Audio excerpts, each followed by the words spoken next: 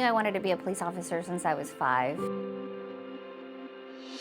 I was given a sticker by a police officer. It said junior policeman on it. You know, my parents thought it was cute and they're like, oh, okay, she'll grow out of it and, you know, she'll want to do something else. I never grew out of it.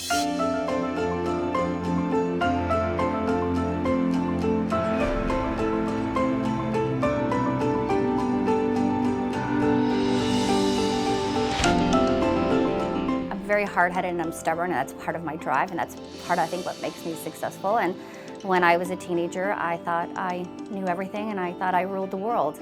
I actually left home when I was 16 years old. A lot of people had given up on me.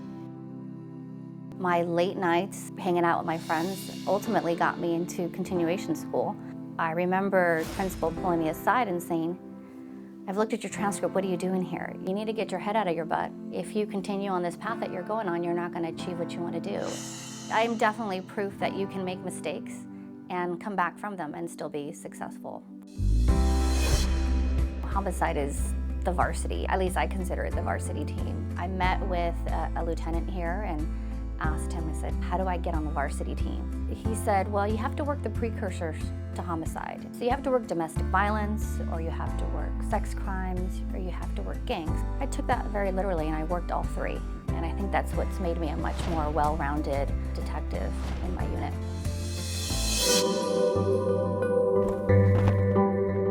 I think that my own life experiences, I'm far from being perfect. I've had some darkness in my life.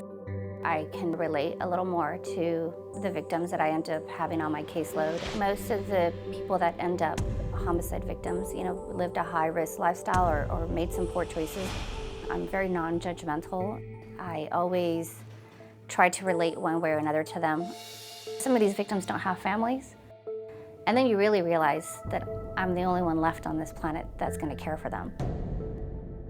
I'm the person responsible for bringing them closure. For me, failure is not an option. People always ask me, how long are you going to work homicide? Till all my cases are solved. And I have unsolved cases, and they wear on me. You are this person's last hope of some kind of justice. There isn't a day that I don't come into work that I don't see my victims up on my wall.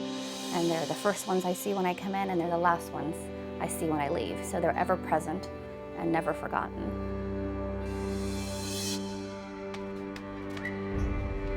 I had a case that was particularly difficult, and I knew who the suspect was.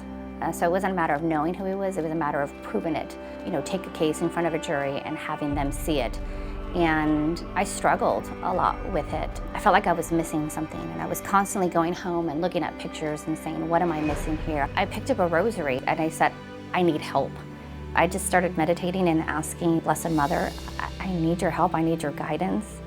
And it's something that's calming, and that's how it started. And then that became that victim's rosary. And so I pick up a rosary every time I have a homicide. It's going to be unique to them, whether it's their favorite color or whether there's a Catholic saint that's around the anniversary of their death. I'll pray for them within 24 hours of their death. And I will use that rosary throughout their case. And when I feel that I no longer need their help, then I give it to the family.